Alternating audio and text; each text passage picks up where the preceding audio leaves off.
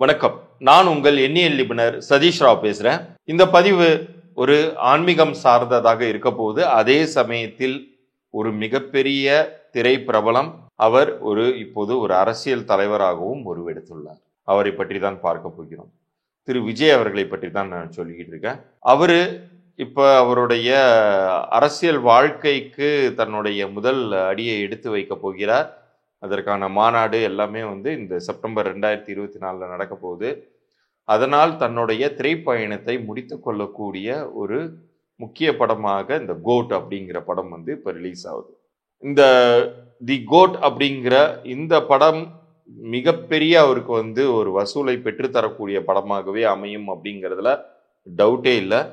ஏன்னா அந்த அளவுக்கு அவர் ரொம்ப பார்த்து பார்த்து தன்னுடைய ஈடுபாட்டினால் அந்த டைரக்டர் டீமோட வேலை செய்து அந்த அவுட்புட்டை கொண்டு வந்திருக்காங்கன்னு சொல்லுவோம். இது டீம் எஃபர்ட்டாக இருந்தாலும் அவருடைய இன்புட்ஸ், அவருடைய பங்களிப்பு அப்படிங்கிறதும் நிறையா இருக்கு.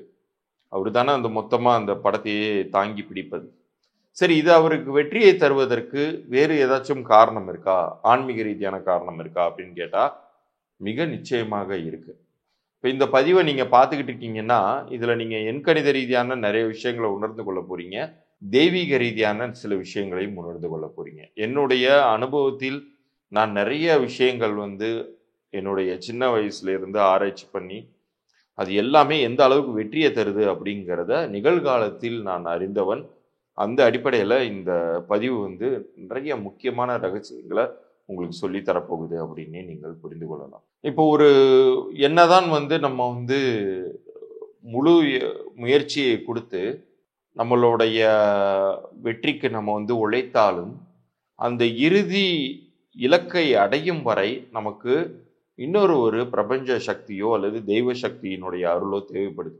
இன்னைக்கு இருக்கிறதுலேயே மிக உயர்வான நாலேஜ் எதுன்னு கேட்டிங்கன்னா ராக்கெட் சயின்ஸ் அப்படின்னு சொல்லலாம். ரொம்ப ரொம்ப கடினமான, படித்து புரிந்து கொள்வதற்கு சிரமமான ஒரு சயின்ஸ் தான் ராக்கெட் சயின்ஸ். அப்படிப்பட்ட ராக்கெட்டை தயாரிக்கக்கூடிய விஞ்ஞானிகளே கடைசியாக எங்கே போய் நிற்கிறாங்க? திருப்பதி கோயிலில் போய் வேண்டிக்கிறாங்க, அந்த சேட்டலைட்டில் லான்ச் பண்ணுறதுக்கு முன்னாடி, ராக்கெட்டை லான்ச் பண்ணுறதுக்கு முன்னாடி. இது எல்லாருக்குமே பொருந்தும். அது போலவே திரு விஜய் அவர்கள் இந்த படம் உறுதியாக வெற்றி அடையும் அப்படின்னு நான் சொல்லிட்டு தான் ஆரம்பித்தேன். அதற்கு பல காரணங்கள் இருக்கு. அவருடைய பிறந்த தேதியின் அம்சத்தின்படியும் கூட்டு எண்ணின் அம்சத்தின்படியும் அவருக்கு ஒத்து வரக்கூடிய, அவருக்கு வெற்றியை தேடி தரக்கூடிய எண்கள்னு ஒரு சில எண்கள் இருக்கு. உதாரணத்திற்கு 5ஆம் எண், 4ஆம் எண், 1ஆம் எண், 2ஆம் எண். இந்த எண்கள் எல்லாமே அவருக்கு ரொம்ப நிறைய விஷயங்கள்ல அவருக்கு ஒத்து போகும், வெற்றியை தேடித்தரும். அவர் மிக சரியாக அந்த தேதிகளை தேர்ந்தெடுத்து தான் படத்தையும் ரிலீஸ் பண்றாரு. அந்த படத்தினுடைய பெயருமே அந்த மாதிரி அமையிற மாதிரி தான் அவர் பார்த்துக்கிறாரு. ஸோ அந்த எண்கள் எல்லாம் மிக சரியாக வேலை செய்து வெற்றியை தரும். இது ஒரு வழி. இன்னொரு பக்கம் பார்த்தீங்கன்னா அவர் எப்போது தன்னுடைய தாய் சொல்லினால் கட்டுப்பட்டு அந்த ஷீரடி கோயிலுக்கு போயிட்டு வந்தாரோ அதிலிருந்து அவருக்கு வெற்றி தான். இன்னும் சொல்ல போனால் அவருடைய பழைய படங்கள் தூசி தட்டி வெளியே வருது. அது பார்த்தீங்கன்னா கோடிக்கணக்கில் வசூல் பண்ணுது. இப்போ இந்தியன் 1 தியேட்ரிக்கல் ரிலீஸுக்கு அப்புறம் இந்த கில்லி படம் பார்த்தீங்கன்னா மிகப்பெரிய ஒரு வசூலை படைச்சிச்சு. இது ரெண்டுமே ரீரிலீஸ் தான், ரெண்டுமே ஒரே ப்ரொடியூசர் தான். அந்த ப்ரொடியூசர் திரு ஏஎம் ரத்னம் அவர்களும் மிகப்பெரிய ஷீரடி சாயின் பக்தர். அவர் சாய்பாபாக்காக தன்னுடைய வாழ்க்கையில சிரம காலங்களில் ஒரு மிக உச்சபட்ச இன்னொரு பெரிய ஒரு நடிகர் அவங்கள கைட் பண்ணி அவர் ஷீரடி கோயிலே அவர் கட்டினார். விஸ்வரூப ஷீரடி சாய்பாபா கோயில்னு இப்போ நீங்கள் வலசரவாக்கம் போனீங்கன்னாலும் பார்க்கலாம், கூகுளில் நீங்கள் தேடினீங்கனாலும் பார்க்கலாம். அப்படிப்பட்ட ஒரு மாபெரும் சக்தி படைத்த குரு தான் ஷீரடி சாய்பாபா. அந்த ஷீரடி சாய்க்காக அவர் ஒரு கோயிலே கட்டினாரு. இன்னைக்கு பார்த்தீங்கன்னா இப்போ விஜய் அவர்களுடைய அந்த ரீரிலீஸாக வந்த 2வது முறையாக ரிலீஸ் ஆன கில்லி படம் கோடிக்கணக்கான ரூபாய் வருமானத்தை ஈட்டியது. இந்த கோட் படமே ரிலீஸ் ஆவதற்கு முன்னாடி அவர் எங்க போறாருன்னு கேட்டீங்கன்னா திருப்பதி போகல. சில பேர் முருகன் கோயிலுக்கெல்லாம் போவாங்க, பழனி எல்லாம் போவாங்க, அங்கே போகல, ஷீரடி போறாரு.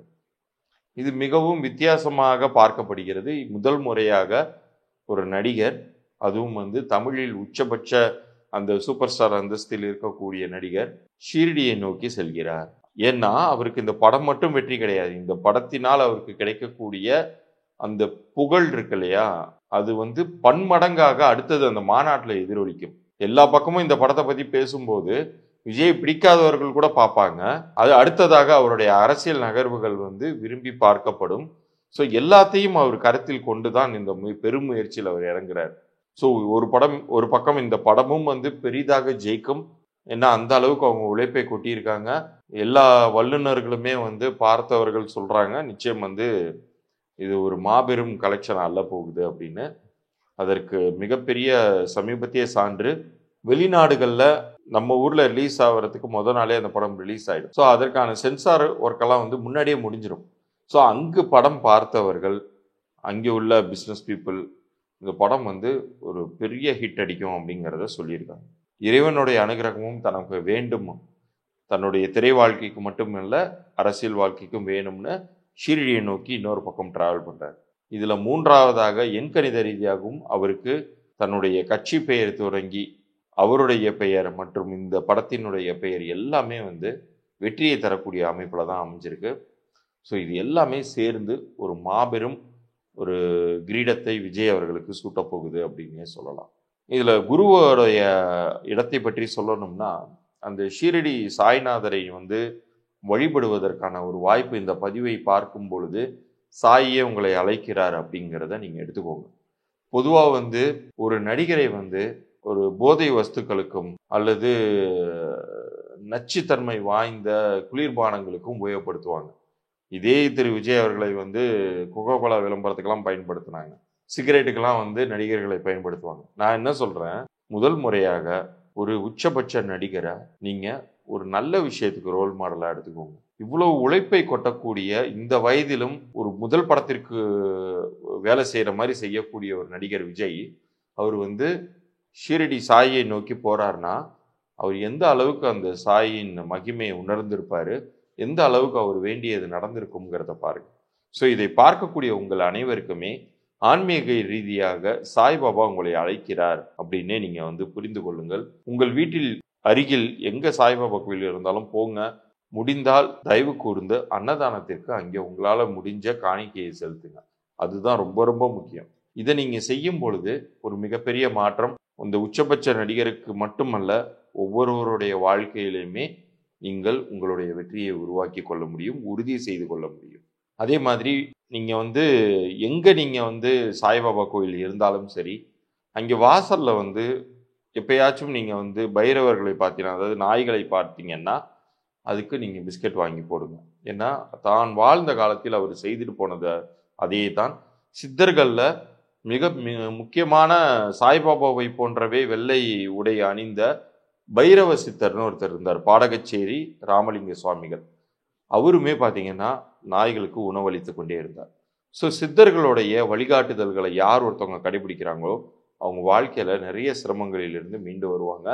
எவ்வளவு பெரிய ஒரு டாஸ்க் அல்லது ஒரு மலையே புரட்டக்கூடிய ஒரு செயல்பாடுல இறங்கினாலும் அதில் வெற்றி அடைவார்கள். திரு விஜய் அவர்களும் அது போன்ற ஒரு அரசியல் வாழ்க்கைக்குள்ளார தன்னை ஈடுபடுத்தி கொள்ள போகிறார். அது எண்கணித ரீதியான நிறைய விஷயங்கள்ல நான் மறுபடியும் பேசதான் போறேன். அதையும் நீங்கள் பார்ப்பீங்க. இதுல இறைவனுடைய அனுகிரகமும் அவருக்கு கிடைப்பது போலவே உங்கள் அனைவருக்கும் கிடைக்கட்டும் அப்படின்னு சொல்லி இந்த நிகழ்ச்சியை நிறைவு செய்யறேன். மீண்டும் சந்திப்போம். நன்றி, வணக்கம்.